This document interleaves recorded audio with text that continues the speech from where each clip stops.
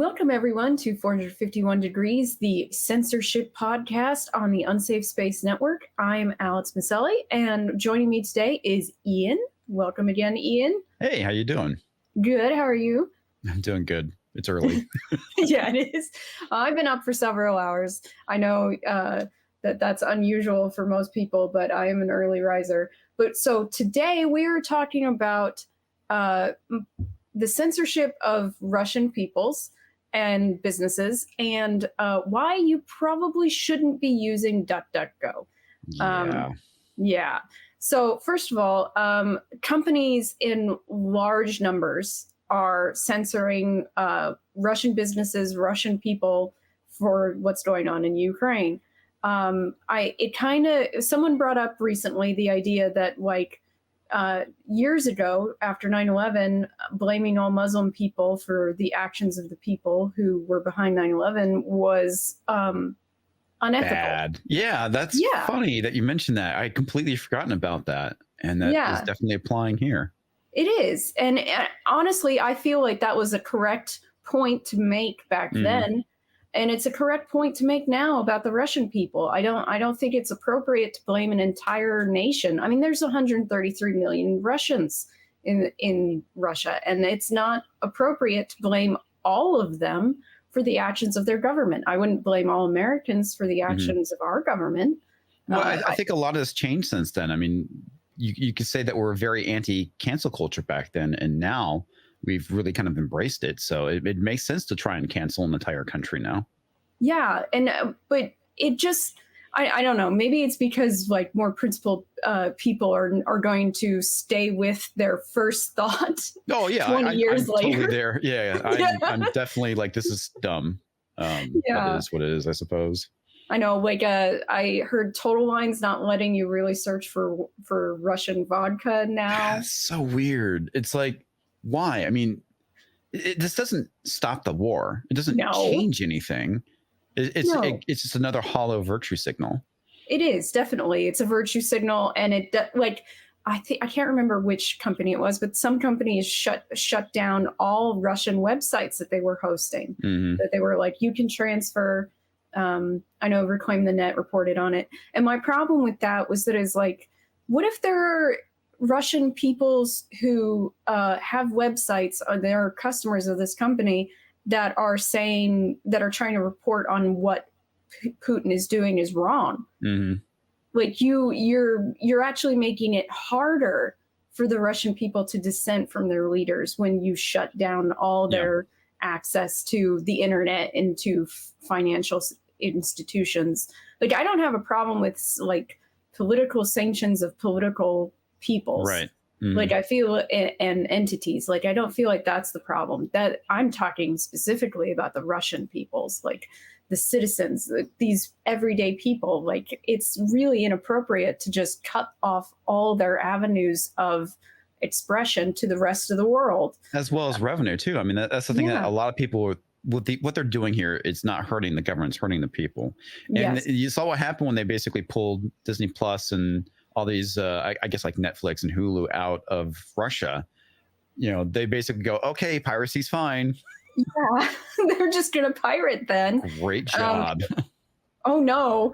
But I feel kind of okay that some of these woke companies are shooting themselves, basically. They're spiting themselves because it's like they're cutting off their own revenue to these people. That is like, it's dumb because the citizens are just going to pirate or whatever. And at that point I'm like, whatever, like, let them do it, because you've literally made it impossible for them to work with you in legal means. And over something so dumb. You're talking about watching a movie. Like, it's a really, it has no impact on what's going on in Ukraine at all to say you can't watch Netflix anymore. But then, like, on top of that, the cutting off of their ability to make money, their ability to express themselves, that is a real problem, I'd say. And it does nothing. Like, I thought the Freedom Fries thing 20 years ago was dumb, and I was in high school. Yeah, I was in high school when that happened. I was like, this is stupid. I think it's stupid now to say you can't drink Russian vodka. Like, it doesn't change anything. And it's the most pointless virtue signal ever. And I did actually talk to what was it, the product specialist or whatever for that web hosting company, and she's like, but people are dying in the Ukraine, and I'm like, and this has nothing to do with that. Nothing. All it is a virtue signal. That's all it is.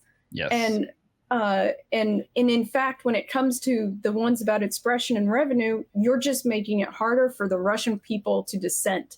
And not only that, but they're poisoning them against the West and Western ideals. When you cut off another society from Western society, you're basically saying we're your enemy. Everything we represent is so you're creating a larger population that hates you. Yeah, and in a nutshell, that's a good way of putting it. Yeah, and I feel like this is like the dumbest thing that they're doing right now. And they're falling like dominoes, all these companies doing it. And one of the companies that's doing it is DuckDuckGo. Until recently, DuckDuckGo has been a lot of the anti-Fang people's like hero, supposedly. We thought they were, or a lot of people thought they were. Yeah, they're supposed to be the anti-Google, when it came to all the censorship and what's been going on, the wokeness, and now they're kind of falling in line, which is odd. It is very odd.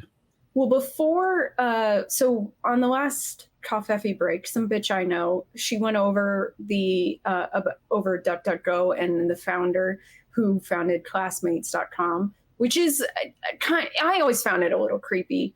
Like, looking up everyone you knew in high school was a little, to me, as almost a little stalkerish, almost. Yeah, but it's also like one of the first social networks. I know, but a lot of social networking social media sites have that kind of quality to them. Like, I'm going to look up everyone I've ever known in my entire life. That's not healthy, or to me, I don't think so. Then he was, I don't think he was making money, or, social media. Facebook, basically killed any need for Classmates.com. Right. Yeah. So he went into making a search engine, DuckDuckGo, supposedly with privacy in mind. Really, he just did it to make money. It wasn't founded on principles. It was that was capitalism. Like, he saw a need for a product that people wanted, a search engine that doesn't track you. So he made DuckDuckGo. And but when she talked about the kinds of things that the founder was really into and everything, I was like, maybe I should find an alternative. So I immediately started looking for an alternative, and I decided to go with Brave. I don't know, have you heard of Brave? I have. I use the browser. I have not started using the search engine yet, but it's definitely on my list to do, right? Yeah. And the thing that makes it worse about it is that the whole thing with DuckDuckGo is that they were kind of branding themselves on the privacy, and we're not gonna be Google. We're not gonna do the stuff that Google does. And here we are, a direct contradiction to that original statement. It's like Twitter saying we're the free speech wing of the free speech party, right? It's yeah. And man, does that tweet did not age well. Every time that they censor someone, you just bring that one up and say, here you go, Jack, this is what you said. Jack's not in charge anymore. Nope, so he's not. Yeah, but even when he was still in charge, when he during some of that censorship, and he was coming out with tweets himself about how this was good censorship.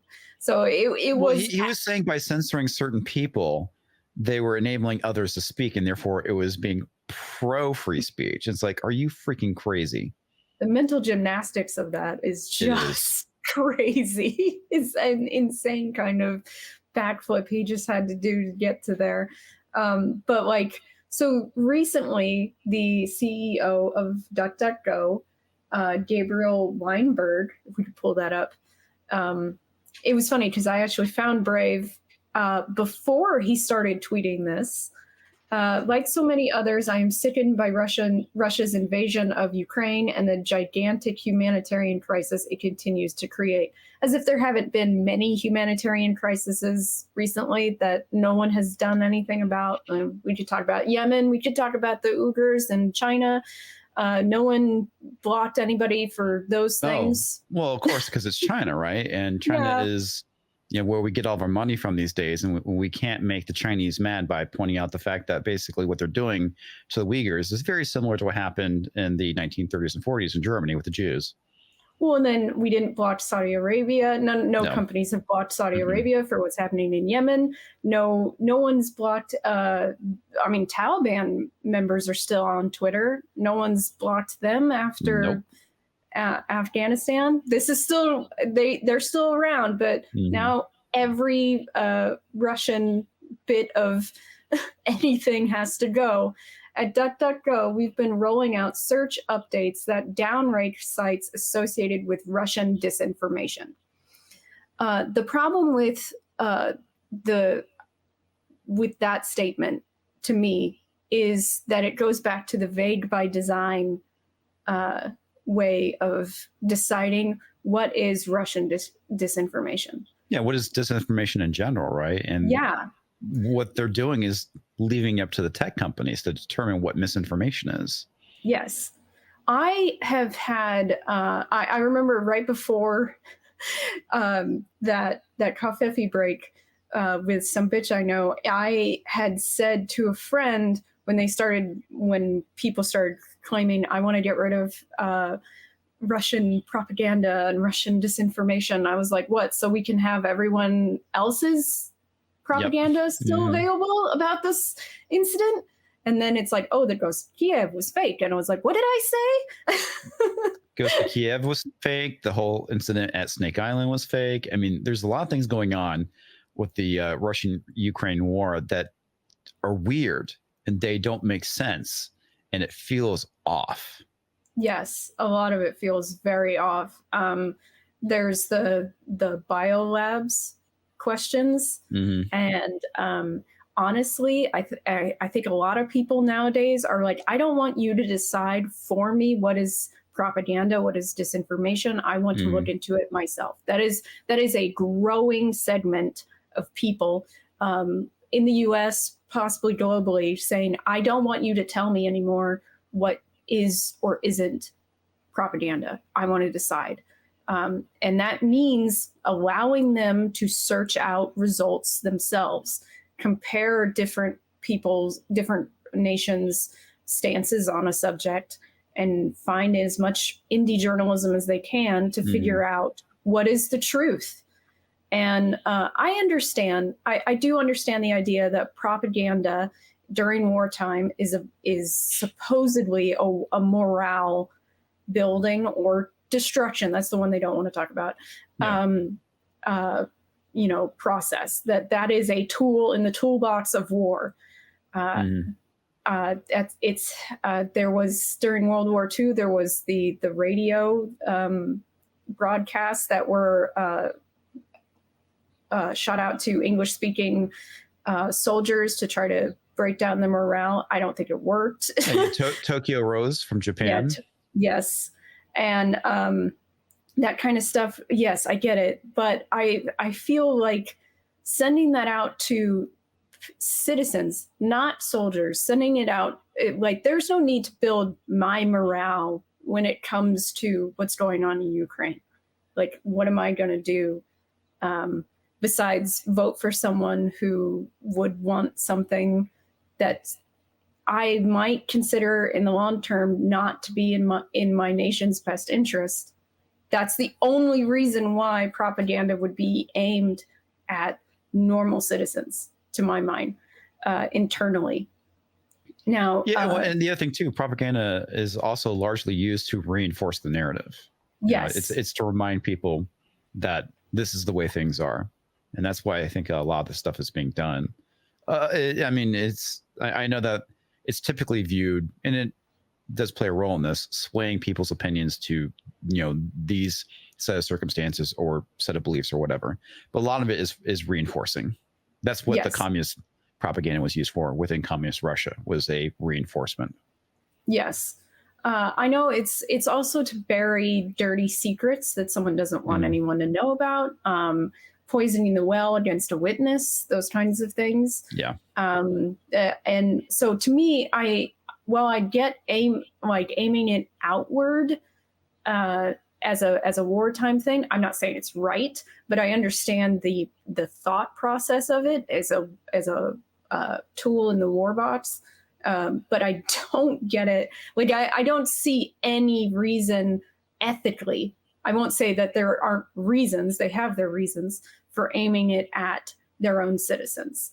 And that's my problem with this whole let's shut down Russian propaganda, because first of all, you get to decide what Russian propaganda is, that vague by design phrasing, but also because, well, then I'm just stuck with your propaganda. I don't.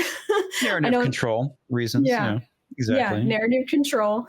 And it just seems kind of hypocritical to act as though our propaganda is good. And they literally will say that. Yeah. Well, that is funny, because it's true, right? They don't want competition in the propaganda space. No, they don't. Or news. I mean, they want, one narrative, and they want to have full control over it. And, anybody who counters it is going to get censored. We're going to be seeing a lot more of that this year with the upcoming election. Yes, we are. We're going to be seeing, every election year, it ramps up, especially with presidential elections. But right now, I do think that this election is going to be very serious for a lot of people. I think a lot of people are going to be taking this off presidential year very seriously, because of more people have gotten involved, I think, because a lot of what's going on with public schooling is that's one of the biggest impacts to, I think, a huge segment of the population. And so that makes them pay more attention to what's going on politically. Definitely woke up a lot of normies. Yes, it did. Don't mess with people's kids. You wake them up. But so I could see that it's going to ramp up, and there's all these. There is the propaganda that I find hilarious is that there's and we see it right now with the "don't say gay" phrasing. Yeah. And it's been going, like, some people say, "Oh my God, I can't believe it's not even in the bill. So how is that something you would say? This must be the biggest lie of the last 2 years." And I was like, no, you don't get it. They do this over every single bill and executive order and a bit of, possible pushback. They'll reframe it as something else. Yeah, that bill's a very simple read. It's only 3 pages. Yeah, which is unusual for bills. Well, and the funny thing about it is it doesn't say gay anywhere in that bill. No, it doesn't. It was funny, too, because someone was all like, if you can't talk about sexual orientation, then you can't talk about homosexuality. And I was like, well, that means you also can't talk about heterosexuality. Like, if we're talking about that's an orientation. Are you pretending as if it's not an orientation? Because it is. But they're doing it to, having those kinds of conversations with children that don't understand any of that stuff yet. I mean, it wasn't till like 5th grade where we started to get, and it was very controversial then, back in the 80s, sex education at 5th grade. Honestly, that stuff, most kids, once you get to maybe middle school, probably will have a better understanding. But elementary school, that to me seems a bit young. And it's not because I'm like some sort of moral Puritan. I'm not. I just don't think kids care about that stuff or think about it. I mean, I don't remember, putting a lot of effort into that as a kid. Yeah, I think you're talking about their developmental stage, what is best for talking about that. And yes, I agree with you.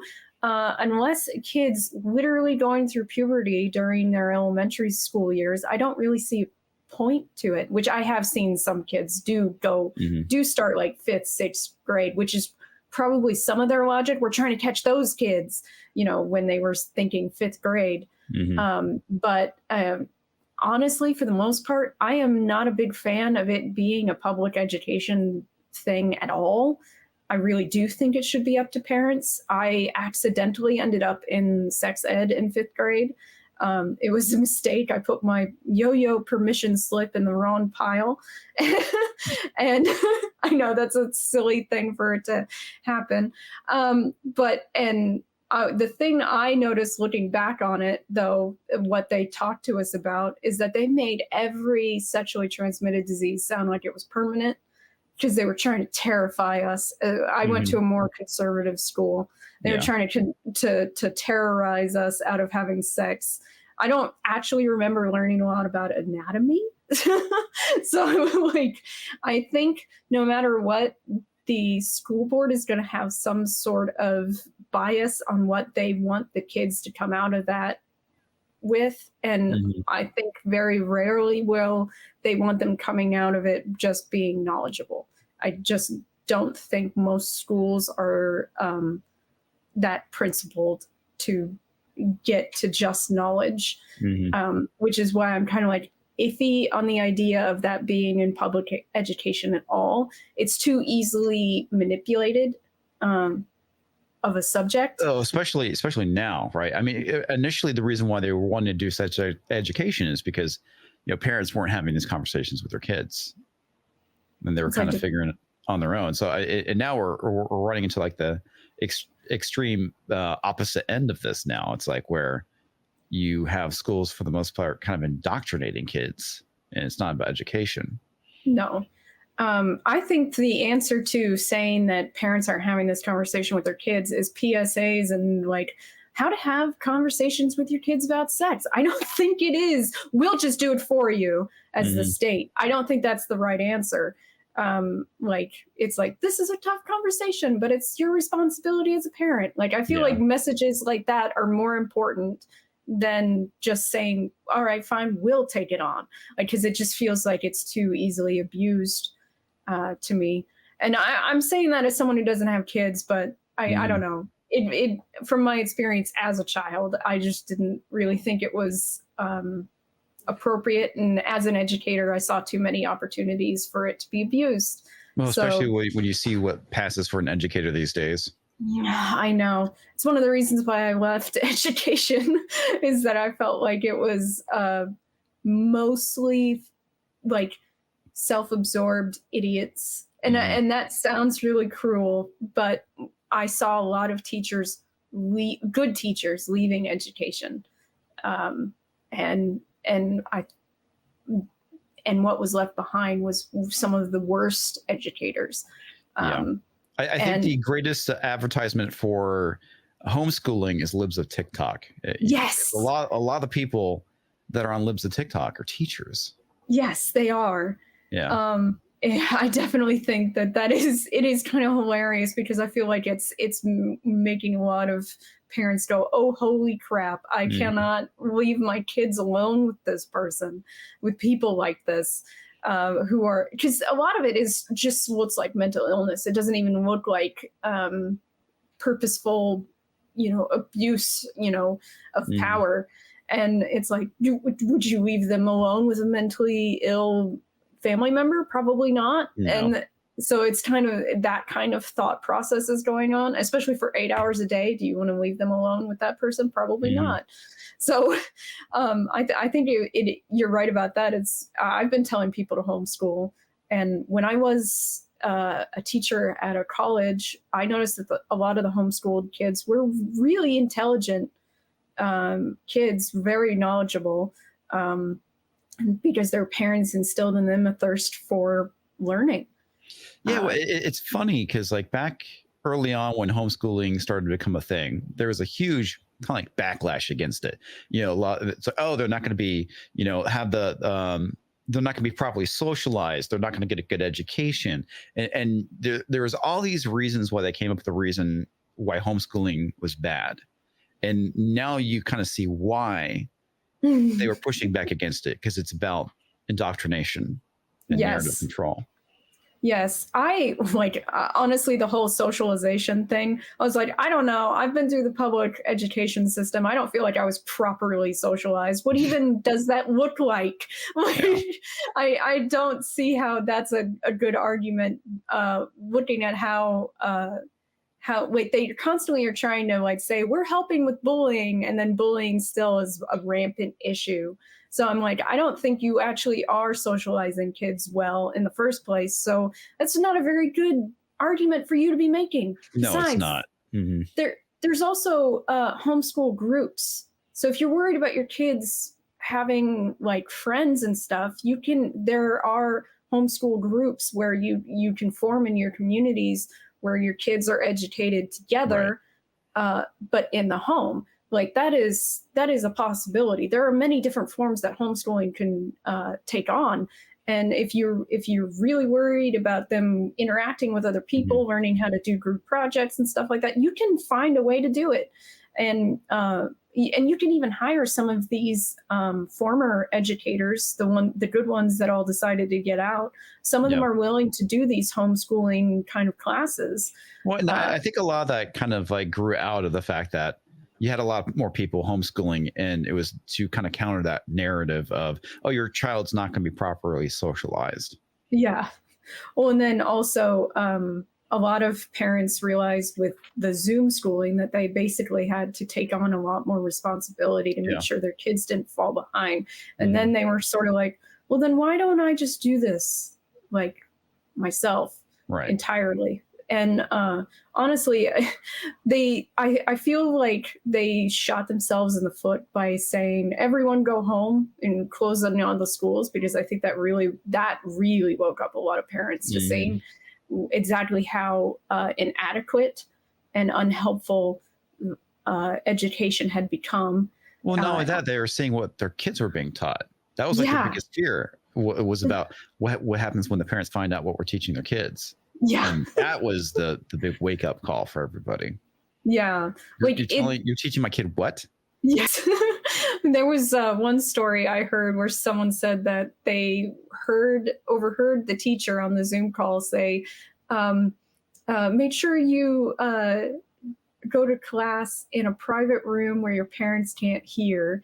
And the parent who was writing this said that they rolled their chair in front of the camera and said, turn it up, and then sat there the whole time as a way of basically saying, no, that's not happening. And don't ever tell my kid that. Like that is a creepy thing to say to someone's kid, honestly. Well, why? It's something like Uncle Bad Touch would say, don't tell your parents, what we're doing. Yeah. Like they like to there were twofold issues on this. One is that a lot of education was worse from home through the Zoom, and also parents got to see what their kids were being taught, and at the same time actual kids who were vulnerable in their own homes, which is a smaller percentage. I want to put that out there. Not every kid in America is in an unsafe mm-hmm. home. That's actually the lesser number. Were not being caught as much as they were before. So that I feel like 2020 really hurt kids a lot. Oh, it certainly did. Yeah. And I'm glad that parents are taking a more active role now in making sure that their kids are more knowledgeable and that they pay more attention to what's going on with their kids' education. Because I feel like having been an educator, of seeing kids come in through the public school education system and go into college and not know how to spell the word the, I was like, we are failing these kids. We have been failing them for a very long time. Understand, that was almost 10 years ago that I was an mm-hmm. educator.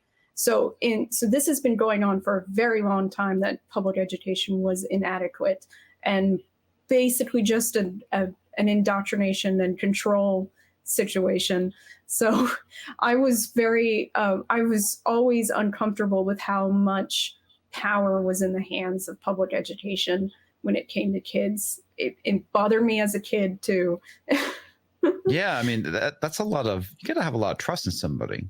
Yeah, and I don't know why you would trust the state that much ever. Well, a lot of people, they have the attitude that the government is good, right? They're they're looking out for us. They have our best interest at heart, which is absolutely not the case. It's like, have you been to the DMV? Yeah. I feel like every argument when it comes to being pro-state could go back to that.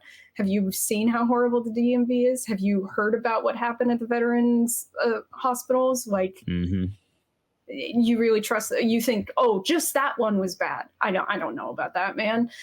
They're all built on the same organizational principles, so you kind of have to pay attention to that. But let's get back to this whole propaganda thing. Can we pull up the tweet again? Because there's more. He said more. Okay, so let's scroll down. Okay, so in addition to down-ranking sites associated with disinformation, we also often place news modules and information boxes at the top of DuckDuckGo search results, much like Google, where they are seen and clicked the most to highlight quality information for rapidly unfolding topics.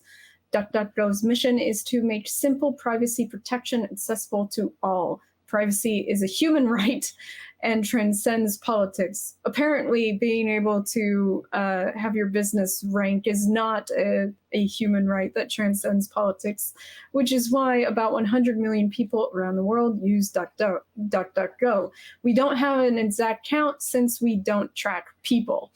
I love that parentheses where he's all like, which by the way, I find kind of funny. Like, if you wanted to get investors, you can't tell how many people use your site.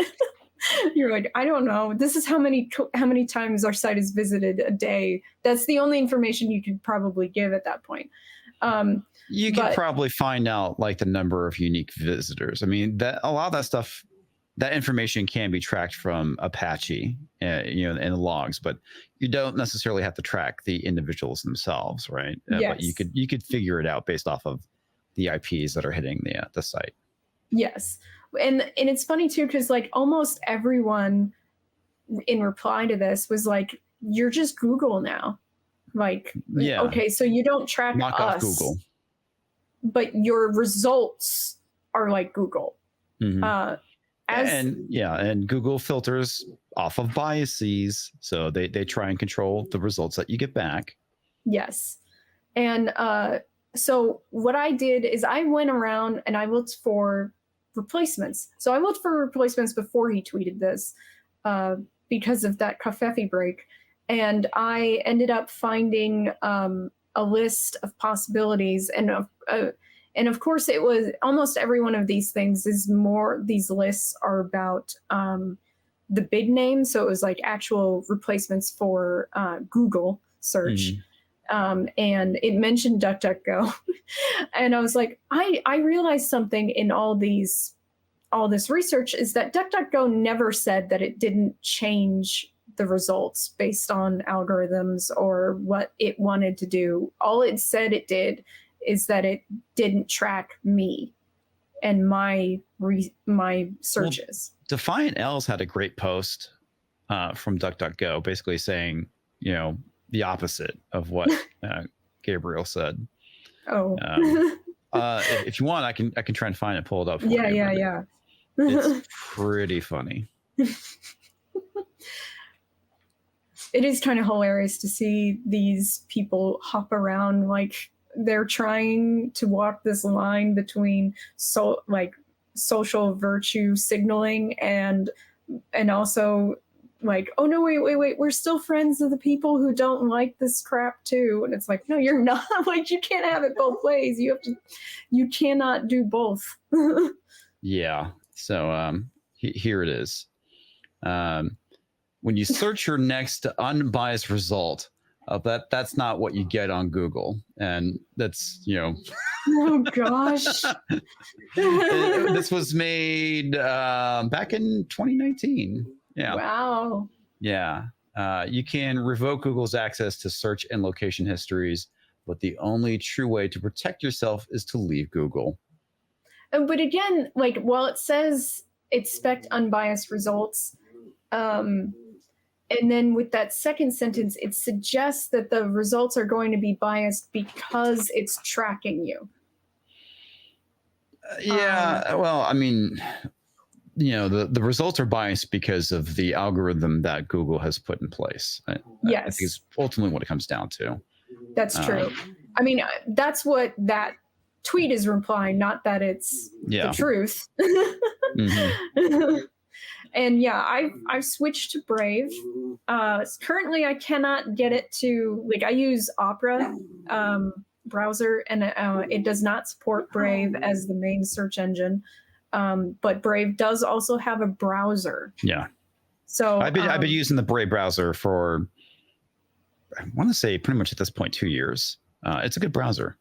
Yeah. Like, what would you say it's beyond the, like, what would you say its best features are? It's basically a more leaner version of Chrome, because Chrome was developed by Google, and since it is open source, they basically went into it and took out all the crap that Google added into it. So it's basically a Chromium browser. You can still use all the regular Chrome extensions, and again, anything that's compatible, JavaScript wise, with the Chrome browser is compatible with Brave. It's basically Chrome, just not controlled by Google. Which is a step up, no matter what. Step up. Yeah, I mean, because there's a lot of stuff that is in the browser that that tracks you, and if you ever dig into the stuff that Chrome does, you will never want to use it again, because it literally tracks everything you do. I did get off of it. That to Google. Yeah, I got off of it, I want to say like 3 months ago. I had been using it because vidIQ was something that was compatible with it. And then I decided that vidIQ was not as worth it as keeping Chrome on my computer. So I got rid of it. And switched to Opera. I got rid of Mozilla, like, I want to say a year ago, as a browser that I was using. I usually use 2 browsers just because I have multiple accounts that I need to be on at any given time. But so I switched entirely to Opera, but my next step is probably to download the Brave browser and see what I feel about that. When it comes to writing and document design, I've gone completely off of Microsoft. I am now on LibreOffice. Okay, myself. Nice. Yeah. Yeah. I haven't used that in a number of years, so I don't know if it's improved. It's pretty good. It freezes sometimes in weird ways, but it has this one feature that I very, very much like, in that if I'm typing and I start typing a word, it'll put up the rest of the word there for me, so that I don't have to. It's like IntelliSense or IntelliSense. That's a coding thing. But it's very helpful for me because my ability to spell is very, very bad. So I really liked that feature. And one of the reasons why I went off Microsoft is that I talked about this on one of the previous episodes of 451, is that their sensitivity settings were getting added in, and I was getting really annoyed with them. I tested the voice to text, the speech to text, and it would not recognize like any swear words. Really? It was really silly. Like I said the C word. I said fuck. I said goddamn, asshole. Like I said all these words, and it was just like so many asterisks. I switched it to Spanish, and then I said a bunch of Spanish swear words, and it caught those too.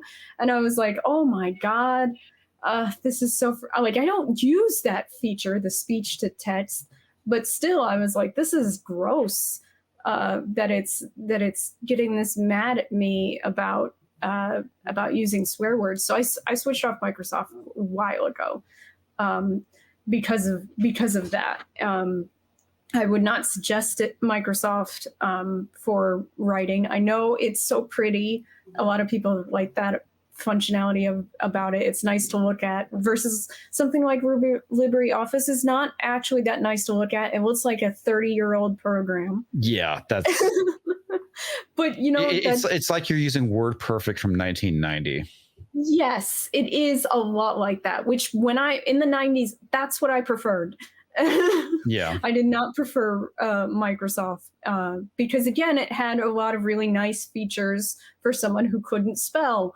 And so my suggestion is that we find alternatives all the time, as much as we can. And right now I'm switching fully to Brave for my search functions, which if you search I tested the system, I searched several different things on different browsers, and Brave gave me different results. Like, it didn't give me the same results as Google or DuckDuckGo. Yep. And I liked that. I was like, well, then that shows that they're doing something different than. Yeah. There was one thing. Oh, I remember what it was. This is a really good kind of like test to see what is being served back to you results wise. Do a search on fake hate crimes, and yeah, it's interesting because when you use Google, it will list a bunch of database, or no, it's a fake hate crime database.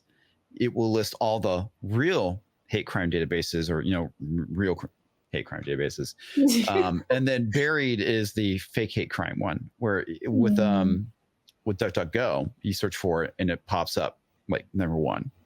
It's like, this is the one that. Yeah. Same thing with Bing. They do that kind of that filtering. And it's so weird because fake hate crimes is a thing, and there is a database that tracks all the fake hate crimes, but they want to bury that. Of course they do. For obvious reasons. Yes. That is an interesting way of testing it. I know one of the reasons why I got off Google is because it was giving me the opposite search results that I wanted.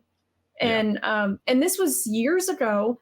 And it was driving me crazy because I was trying to look up sterilization costs and everything, and it was like sterilization reversal. I know I've probably mentioned that before, and that like drove me crazy. I was like, why are you giving me the exact opposite of what I'm asking for? That you should never be doing that. As even if it wasn't about something personal, if I was, because I research all the time, I'm a writer, I want to look something up.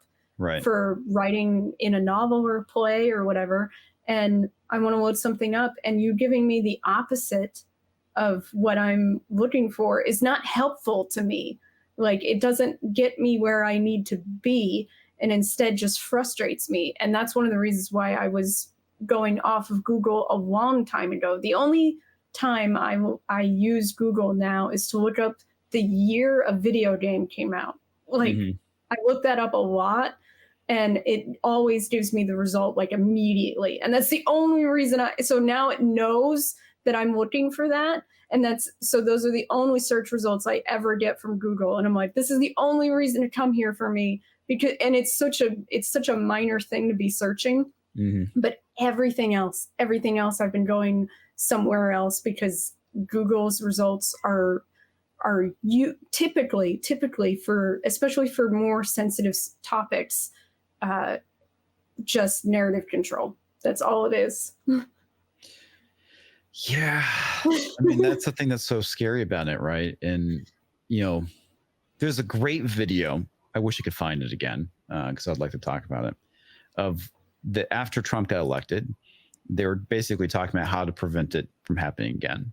So this is all about manipulating people, controlling them, and influencing them to basically either vote a certain way or to believe certain things. And it's not about what it was supposed to be about, just finding information and giving you what you're looking for. Now it's about manipulation and control, which is the biggest issue with big tech right now, with whether it's Twitter, Facebook, or even your search engine. Yes. And I think like a lot of people like to act as though when it comes to computers that there's no human element involved. Like to people who are not tech savvy, it's almost like magic. And the problem with that is that you suggest, and they think the same kind of way about science in general. If they're not science or tech savvy, then those things, they have no idea what's going on under the hood. But there is so much human element involved in all of these things, which is why you have to look at the motivations of these people. You have to look at what they actually want from you for you to be using their product. And a lot of people aren't aware of that. They're not cognizant of how much human element goes into it. Kind of reminds me, there's an episode of Parks and Rec, it really pissed me off, where, and this was in 2016, they were trying to get these sorority girls to register to vote. They were like, oh, so excited and gung-ho to get them to and they convinced them to do it. And then they realized on their way there that the girls are going to vote for Trump. And then they lead them off path away from the place to register to vote. And I was like, wow, that's the kind of thing that would go into, that kind of thought process that would go into building algorithms like this, that it's like, I want to lead this person away because I don't like what their result would be otherwise. Yeah. And it's like, that's not treating individuals with respect, and not holding yourself accountable for, doing the right thing, which is that's the thing that they don't like, is the fact that people have agency. Yes. And God forbid that their agency is different than your ideology. It's pretty funny. I think that's why there's a lot of this whole destruction of agency going on. There's a lot of narratives going into this idea that oh, it's not really your fault as a woman that this is happening or whatever, and or it's not really your fault as a person of color that this is happening. You have no control. The whole thing with internalized misogyny and internalized racism, that is another example of trying to destroy agency. Yes, it is. It absolutely is. It's trying to invalidate someone's ability to think for themselves. Yep. And they do that so often. They do it to the people who disagree with them through the internalized self-hatred. And they do it to people who agreed with them by taking away all the responsibility in their own lives and the outcomes of their own lives. Yes. Which is why they hate Jordan Peterson's authoring ideas, and other people who are trying to teach you to take control of your own life. Anyone who pushes that kind of behavior is an enemy, because if you have any sense of agency, any sense of self awareness, you are not as easily manipulated. Yeah.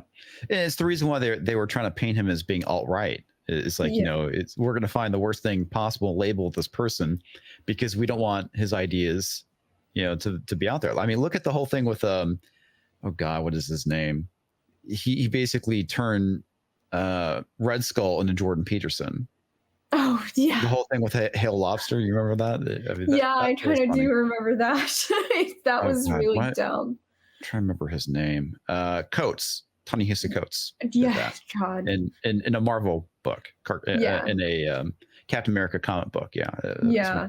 Oh gosh, I remember. Speaking of Coates, I read his novel The Water Dancer, and I have never been so incredibly bored with a novel in my life. The audiobook is read by Joe Morton, who I love that guy. I think he's great as an actor and everything, and he did a great job reading it, but it was still incredibly boring, and it was still badly written. That's the thing, is that it's a very bad novel. And there's a point where the main character meets all these people literally pretty much on soapboxes talking about free love, and this is during the Civil War, by the way. And communism and all this minority rights in a time period where none of those ideas existed. Exactly. And I'm sitting here and I'm going, this is clearly political ideology in a novel, and not only that, but it was just badly written. gotta say. He's not a very good novelist. His prose is not enjoyable in the slightest. Well, it's not about the talent, it's about the ideology. And yes, that's the reason why Coates gets so much I won't say so much press, but he gets a lot offered to him because he has the right ideology. I mean, the guy never wrote a comic book in his life, but for some reason Marvel Comics decided to hire him to write Captain America of all comics. Yeah, the guy that basically hates America and white people. Yeah, we're gonna have him write Captain America. Yeah, he's not. You're right. And this has been happening a lot with literary novels, with comic books, with TV and movies, where they hire people with an ideology instead of the talent. That's been, and also people who are trying to rise in that on the ideology use the ideology to take out people with who have positions they want. Like they'll tear someone down out of a position just because, and with the accusations and stuff, it's like that's a conflict of interest, that they're a competitor, and like I saw that happen to someone who ran a stand-up, not a stand-up, an improv comedy theater. His theater got taken out through accusations, and the people who were accusing him built a new competing improv comedy theater in the same area. It's like that is a conflict of interest, and it should be something you pay attention to when you see these kinds of attempts to pull someone down. Are they in competition? If they're in competition, there's a really good chance that they're just using this ideology to take out their competitor. Whether or not that competitor ever actually did anything, unethical. It's in a way, it's modern day witch hunts. Yes. You're somebody I don't like. I'm going to accuse you of being a witch so we can burn you at the stake. And I don't. I want your property. So that's exactly what it is. I want your property. I want your business. Yep. So I'm going to destroy you by calling you a witch. And the idea that this is new, it's not new. It's in fact very, very old. It's just highly prevalent right now. And the methods by which they do it have changed slightly, but it's still the same thought process into taking out a competitor. Well, the thing, what bothers me about the cancellation of Russia right now and the Russian people is just look at the lengths they're going to go and what they're going to do to basically hurt and cancel these people. Now, think about now that they've justified doing all this stuff to an entire country. Think it now basically kind of gives them carte blanche to do this exact same thing to people here in the United States. So I feel like the cancellations is only going to get worse now. Yeah, I think a lot of people who were against cancel culture have changed their minds recently. Because of Russia, and that's dangerous territory. Because it's working. It is working to change some people's minds about cancellation, and this is dangerous. This is fire we should not be playing with. No, it's not. And I was going to say something about the Russian situation. No, it fled my head. But I think that we need to be careful about, as I said before, making enemies out of people. They keep that it's a meme, like the whole idea of who radicalized you. You did, and there's truth to it though. They keep doing this, and they're actually growing in alt-right, and they're growing not an alt-right, but just a general population of people who don't want this. The thing that I don't understand why they haven't figured out is like when you go and cancel somebody and they basically lose their ability to have an income, they lose their job, et cetera, all you're doing is that you're just radicalizing these people. Yep. Because it's like when you start taking away people, I won't say people's stuff, but their ability to have gainful employment and whatnot, and they have no options, you're just going to radicalize people. Yes. Well, and then also they're silencing people, which war is what happens when all diplomacy breaks down. And on a micro level, violence is what happens when all communication breaks down. And if you're silencing people, you're driving them towards like an extreme option. This is dangerous territory. What I did remember what I was going to say about the Russian cancellation. Facebook stuff? No, the World Economic Forum has decided to cut ties with Russia. And there are a lot of jokes about that. And one of them that I said is like, what do we have to do to get them to cut ties with us? Who do we have to invade? But did you hear about what happened with Facebook's now saying it's okay to yeah, I did make statements of violence against Russia and Russians and Putin? They're going to allow calls for violence against Russia and Putin and Russians. And it's like, whoa, you guys, it wasn't a good idea to allow that about Muslims back in 2001. It's not a good idea to allow it now about Russians. This is, again, fire we shouldn't be freaking playing with. They're really, they're pushing the extremes. I mean, I think they want extreme reactions. They do. They do. And again, it comes back down to what's the next group of people that they're going to apply this to?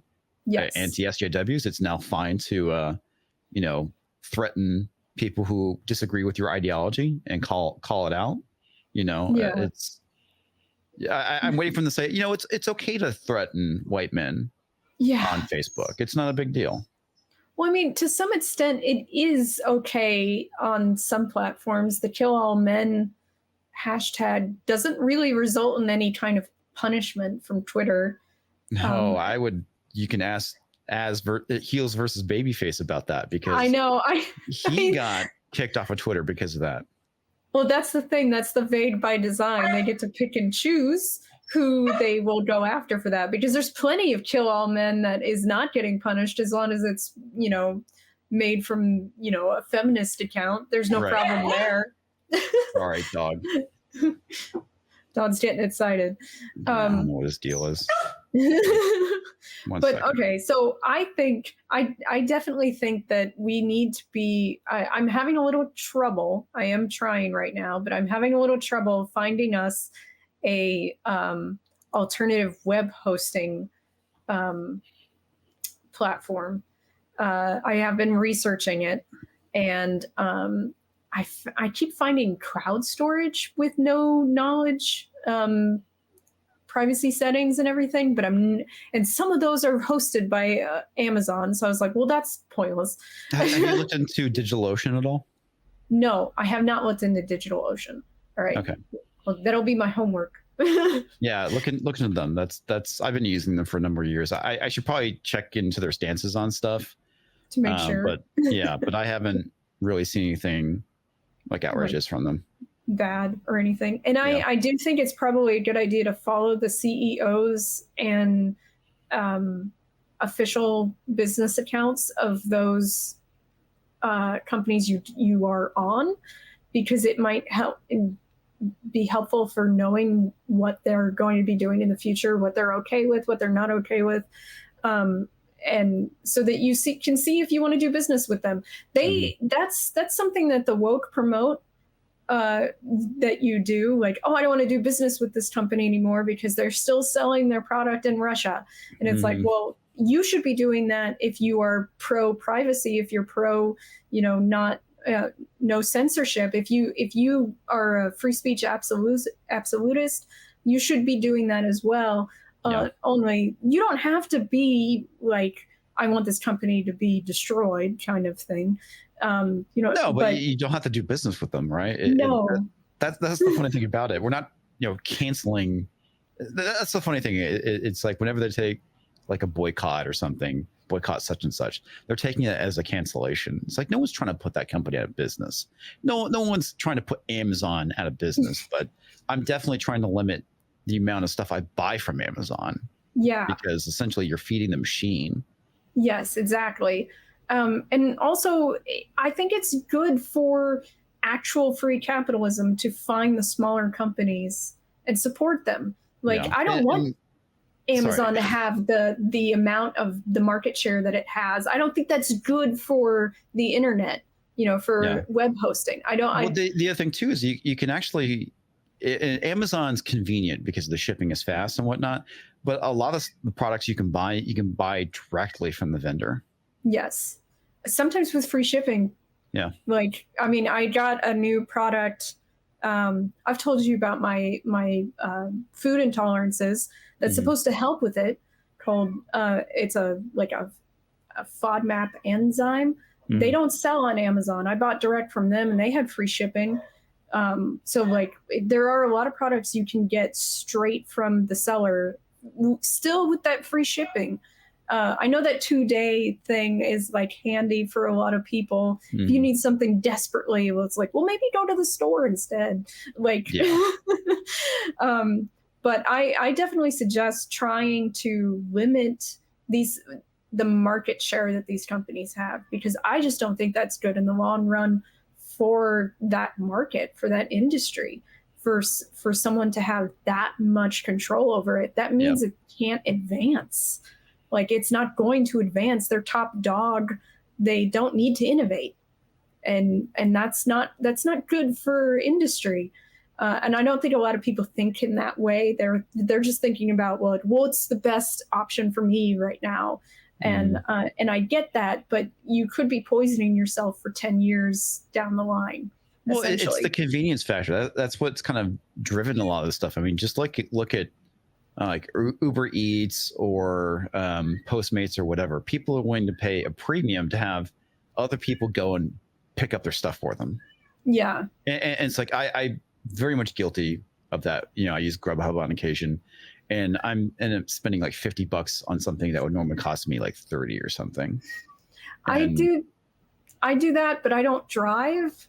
So, well, like, you actually have a valid reason. I have an excuse, right? I can't. I mean, there are some shops that I could walk to. I mean, fair. But yeah, either way, maybe I'd be getting in an Uber myself to do it. But so like me doing something like DoorDash, that's my preference. Mainly because I like the way they treat their DoorDashers better than Uber Eats or what's the other one you mentioned? Grubhub. Postmates. Yeah, Postmates. I like the way they treat their DoorDashers better, and they treat their customers better. That's why I went with them instead. They don't always have everything I want. Some of the other restaurants are on the other platforms, but I decided to go with DoorDash because I thought they did business better, is essentially what it was. So like, I do it because I can't drive, but I get it. But that's fair though, and that's where it shows you the benefit, right, of modern technology, is that for somebody who doesn't have a driver's license or can't drive because of medical reasons, has an option to be able to have stuff delivered to them. Like my grandmother, you know, who's in her 90s, you know, she can't get in the car and go to the store. So it's a lot more convenient for her to be able to order something and have it delivered to her house than for her to try and find somebody to take her and go shopping. And there's definitely a benefit, but the issue is that it leads to some of us laziness. Which is the whole problem with Amazon, right? It's like, you know, for years I've been giving Amazon more and more of my money, and I'm, you know, basically making not only Jeff Bezos rich, which is fine, but it's the issue with the fact that now big tech is controlling everything, and we've given so much power to these companies. We need to start bringing that power back, which is the reason why if you could buy that product from the vendor itself, from their website, you're probably better off doing that. Yeah. Even if it takes a couple more days. I'm legitimately upset by the fact that when it comes to shipping companies, I've found that Amazon as a shipper is very good compared to some of the other ones, especially in my area, because it makes me want to use them more. Although the problem is that when you order something on Amazon, you do not know who's shipping it to you until you've placed the order. But that's the majority, depending on what it is, the majority of the stuff is going to be probably delivered by Amazon. Bigger, bulkier items are typically going to be delivered either by a freight company or UPS or FedEx. You know, it all depends. And it also depends on your location too, whether you're close to a distribution center. Yeah. And I have noticed that they're better in my area than any of the other shippers, which really drives me crazy because like I would get something shipped by DHL and I'm like, oh my God, shoot me now. Well, yeah, I mean, there's a joke that DHL stands for "Don't hurry, it's late." Yeah. I cannot stand that company, but and that is kind of the problem with buying things online, is you have no control over who's shipping it. But you have to ask the seller, like, what are you shipping? Like, what is your shipping method before you buy? Because they don't, and they may tell you, it may be that it's shipped by, but like, it's kind of a problem because it really depends. Like, maybe in their area where they're shipping from, the company is great, but where you are, the shipping company sucks. And it's the same shipping company. But it's that to me is like probably one of the worst aspects of having to get things online, is when it comes to shipping. Like, I have no idea what I'm getting into necessarily, and there's no control. Like, I feel like there's no control over it. And as a customer, that really drives me crazy. But when it comes to finding alternatives off of Amazon, for me, I found FedEx is better. If someone ships by FedEx, I'm more likely to buy their product. For my area, though, like, that kind of depends on you, where you live, what is better for you. And that's something that not everyone like really thinks about necessarily. Like, I don't know, maybe other people have a list of their favorite shippers too. FedEx like me. And UPS I found to be pretty good. USPS is kind of hit or miss.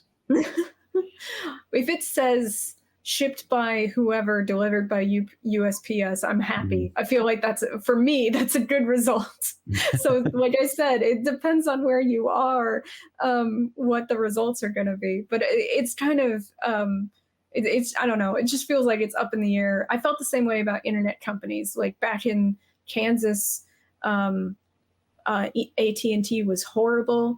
Cox was great. Come to Arizona, Cox is awful, and I can't use them. And so then I moved to like what CenturyLink, and other people tell me CenturyLink is horrible, and I'm like, really? I think they're awesome. And I'm like, yeah, it depends on where you're at and the infrastructure they have, and yes, it does varies by region. I think people don't pay attention to what is going to be best for their region necessarily. Like, you do have to do that. I don't know. There's a lot of research that has to go into buying a product. Like, and I don't know that everyone is willing to take the time, but it's your money. So I think you have to decide, do you want to work with this company? Is this company good to you?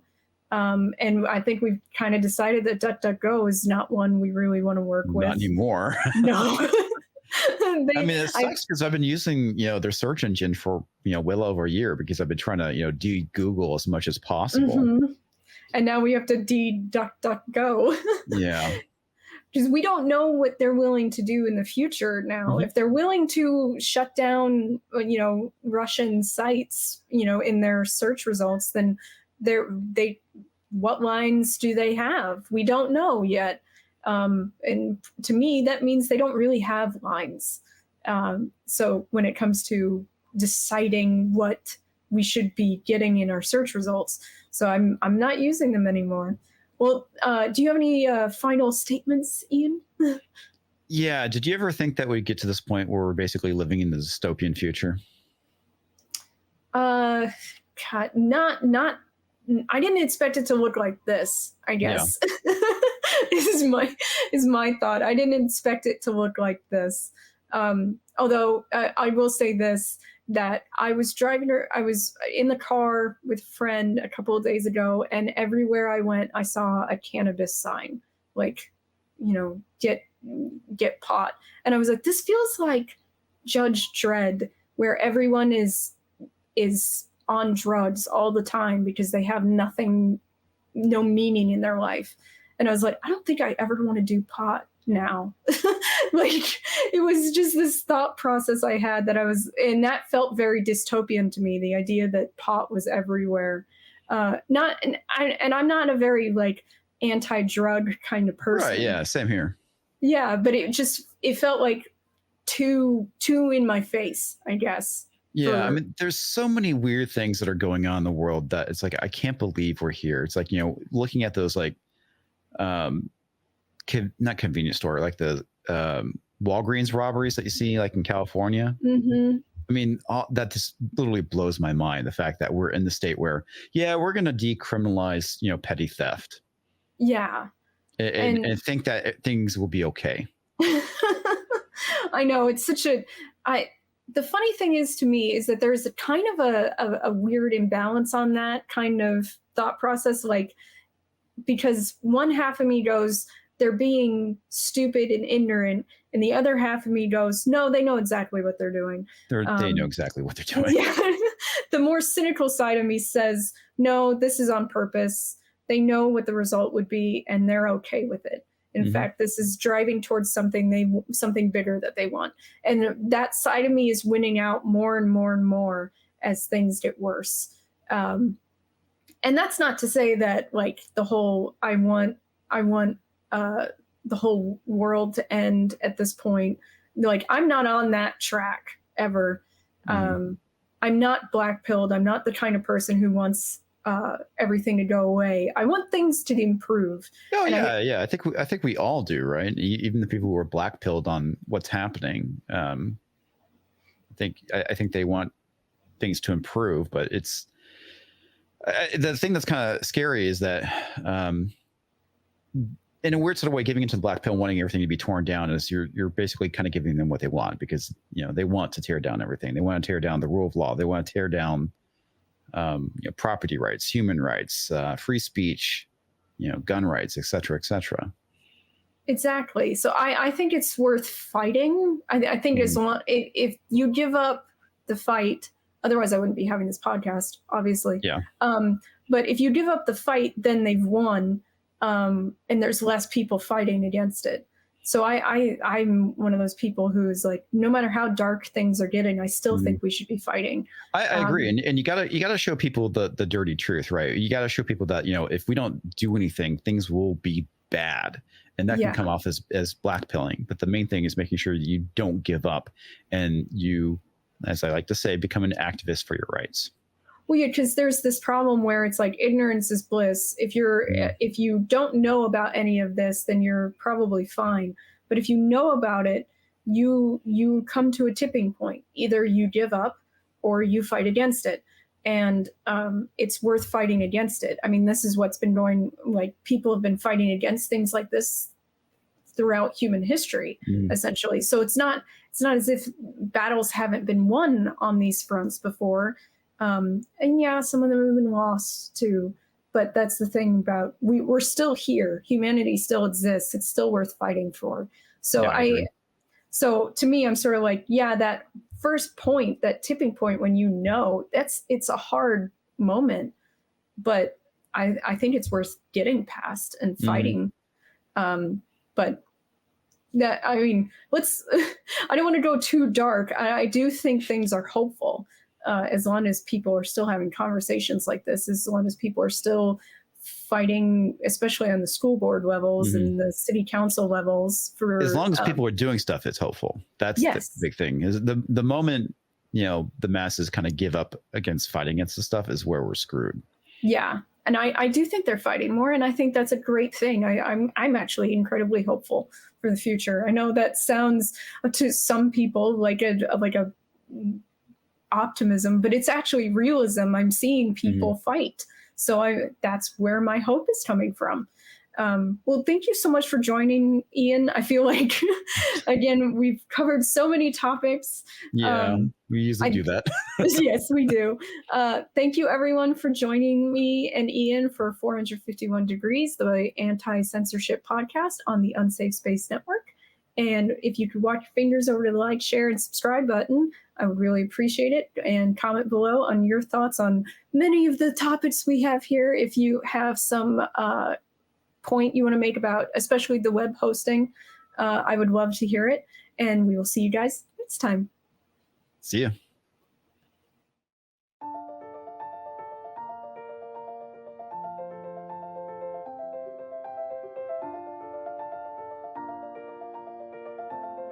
Thanks for sticking around until the end. If you're new to Unsafe Space, check out our deep content library that includes discussions with everyone from James Lindsay to Brett Weinstein. And please consider helping to fund our work by visiting unsafespace.com/donate. You can find us on a variety of social media platforms, and you can find a community of like-minded individuals on our Unsafe Space Discord server, which is open to financial supporters at any level. We hope to see you there.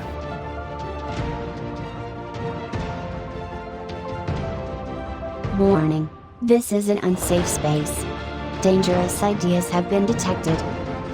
The content of this production has not been approved by Neil Young. Please consider canceling the responsible parties. Here's a list. Do you know what's fascist? When truckers refuse to deliver products to the ruling class. That's what the dictionary says. I swear. The continued war on drugs will require the distribution of free crack pipes. If you think about it, no one should be allowed to express opinions. But don't. Think about it, I mean. That's not your job. Thinking has been scientifically proven to be less efficient than compliance. Science, scientific, and scientifically are registered trademarks of the World Economic Forum. Unauthorized use is prohibited. Computer voice courtesy. Never mind, that last line is fake news. Please disregard it and return to your safe space immediately. There will be cake.